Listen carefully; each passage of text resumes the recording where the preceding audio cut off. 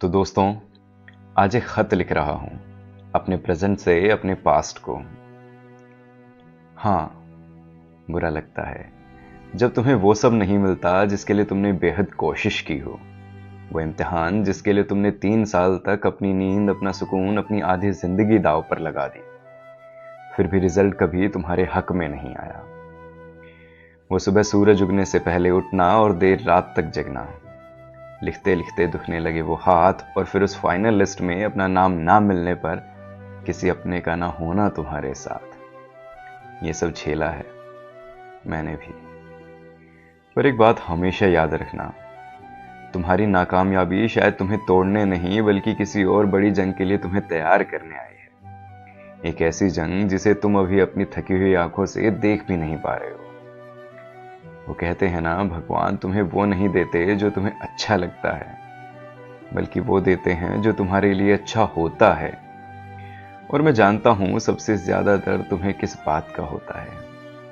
इस बात का ना कि तुम अपने पापा का वो सपना अब तक पूरा नहीं कर पाए, जो सपना तुमने खुद उन्हें दिखाया था कि एक दिन तुम्हारे कंधों पे सितारे होंगे और जब मोहल्ले वाले उन्हें बधाई देंगे तो उनका सीना गर्व से और चौड़ा हो जाएगा।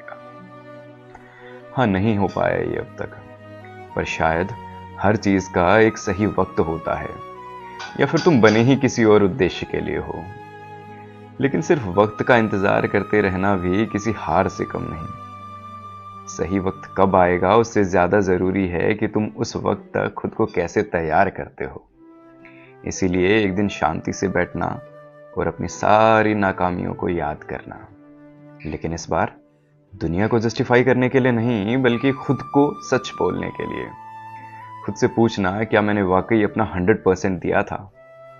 क्या मैं सच में उतनी शिद्दत से लड़ा था जितना मैं कहता हूं?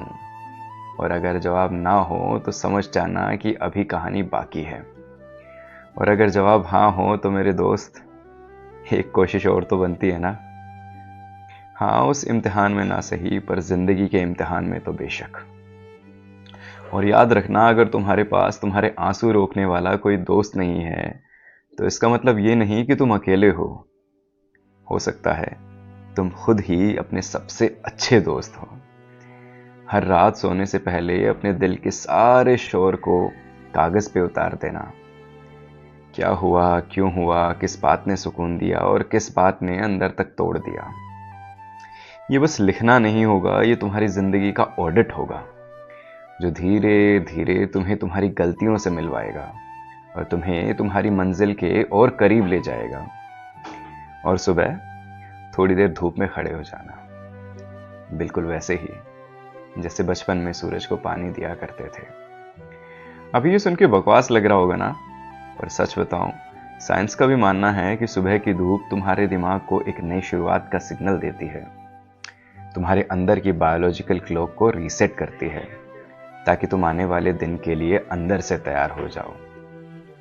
रोज आधा घंटा अपनी बॉडी पे जरूर टाइम लगाना, चाहे रनिंग हो, योगा हो, जिम हो, या बस एक लंबी वॉक ही क्यों ना हो, क्योंकि अक्सर थका हुआ शरीर नहीं, थका हुआ मन हार मानता है। और हाँ, फोन को उठते ही और सोने से पहले हाथ मत लगाना, क्योंकि दुनिया का शोर इंसान को सबसे पहले उसकी खुद की आवाज से दूर कर देता है। और एक बात जो तुम्हारी जिंदगी बदल सकती है, सोना सीखो। सिर्फ आंखें बंद करना नहीं, बल्कि सच में आराम देना अपने दिमाग को, अपनी रूह को। क्योंकि जब इंसान अंदर से थक जाता है तो सपने धीरे धीरे बोझ लगने लगते हैं। और जाने से पहले बस इतना कहूंगा, जब भी मौका मिले किसी की मदद कर देना, बिना किसी स्वार्थ के, क्योंकि तुम सिर्फ एक जरिया हो, करने वाला आज भी कोई और ही है। तो बस मेरे दोस्त, ये छोटी छोटी आदतें ही अक्सर बड़ी जिंदगानियां बन जाती हैं। और हो सकता है एक दिन सच में तुम्हारे पापा की आंखों में आंसू हों, पर इस बार वो आंसू हार के नहीं, गर्व के होंगे। और उस पल के लिए जिसका उन्होंने सालों से इंतजार किया है। तो उठो, खुद को फिर से जोड़ो और चलते रहो, क्योंकि पिक्चर अभी बाकी है मेरे दोस्त।